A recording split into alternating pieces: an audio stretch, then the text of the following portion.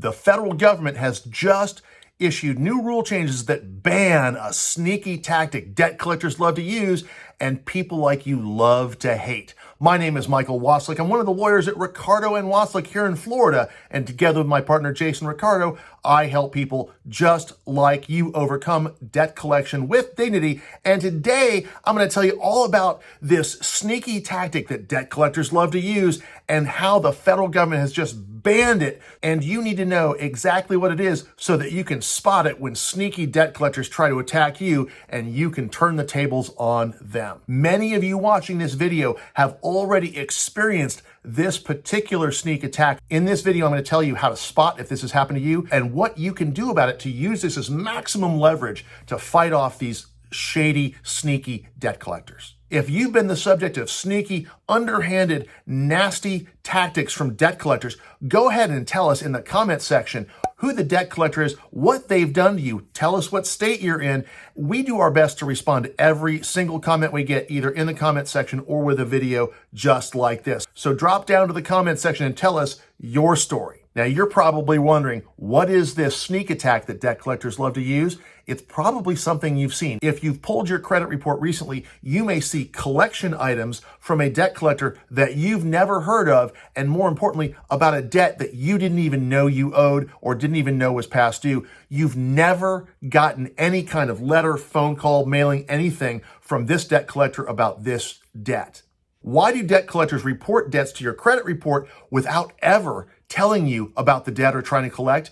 It's because of the way the federal law works governing debt collectors. And in the past, it's been a way they've tried to avoid getting sued for violating federal debt collection law. Because the FDCPA, the Fair Debt Collection Practices Act, mostly focuses on things debt collectors do, things like making false or misleading representations, things like making abusive, harassing, or otherwise unfair attempts to collect a debt. All of those things tend to take place when a debt collector communicates directly with the person they're trying to collect from.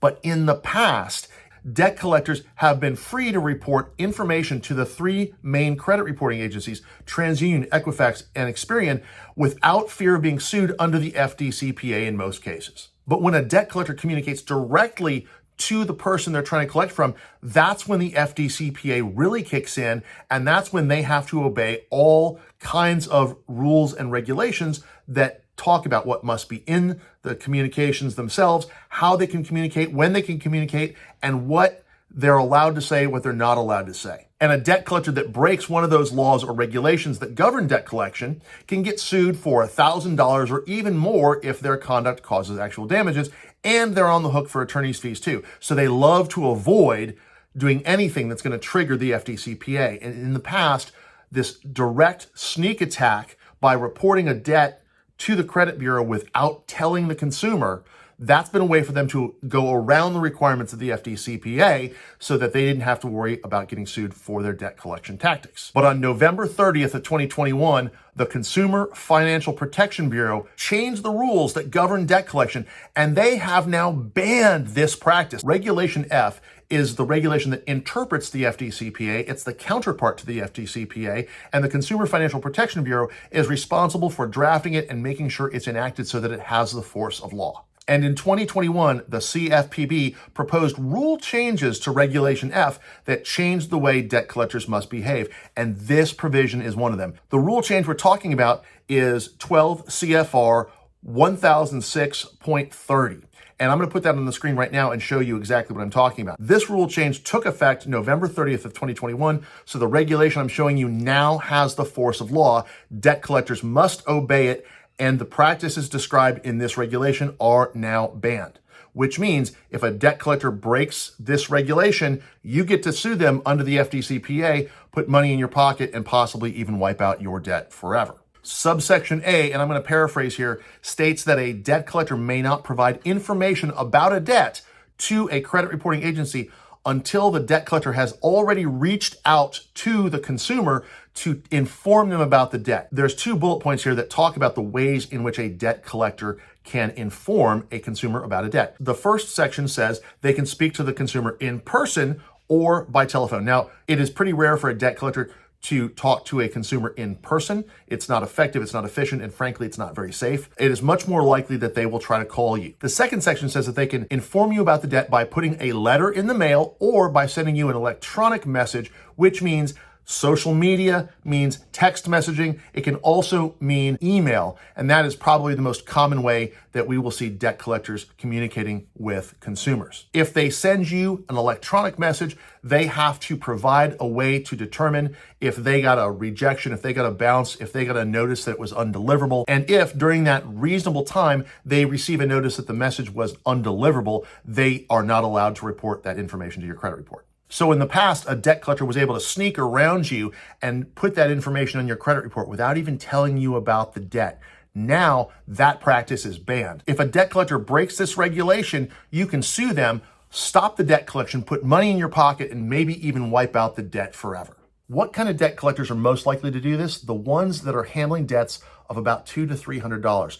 These are ones that are not big enough to sue for, and they're not big enough to justify the expense of having these mailing campaigns, at least in the past, because a debt collector that was trying to collect that money from you would have to have a very complicated system in place to make sure they complied with federal law. Putting it directly on your credit report without telling you about it first, it's a sneaky way of communicating with the consumer, and the goal was to try and provoke some kind of response from the person who cares about their credit, under the theory that that's the person who's most likely to care about their credit and most likely to just simply try to pay. So how do you know if you've been a victim of this sneaky tactic that debt collectors love so much? Well, first of all, you need to know what's on your credit report. Now, you can use various monitoring services, but the best source of information about what's on your credit is your actual original credit report that you obtain directly from the 3 bureaus. I'm going to put a link on the screen right now to a video that I did about how you can pull your actual original credit reports direct from the bureaus for free and easy. So if you don't know how to do that, go ahead and click on that link and then come back to this one after you're done. Once you've gotten your credit report, take a look at the collections section and see if there's any collections for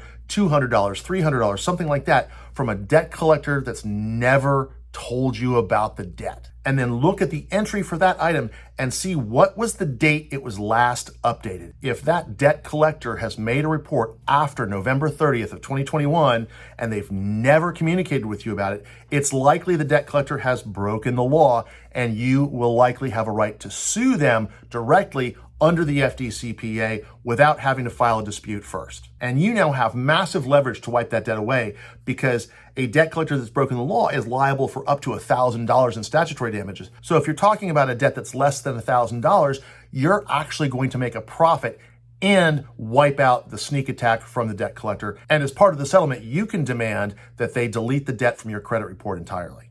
This is just one of the ways in which debt collectors can break the law while they're trying to collect money from you. If you have this situation, or if you think you have any other situation where a debt collector has broken the law, you might want to watch this video that I'm going to put on the screen now, because it talks about ways you can sue your debt collector and wipe out debt forever. So if this video has been helpful for you and you want to see more just like this, hit that like button so I know to make more. Also, if you know somebody who'd be helped by this information, hit that share button and share it with somebody you know who needs help dealing with debt collectors. And don't forget to tell us in the comments if debt collectors are using sneaky tactics against you. Thanks for watching. I'll see you on the next one.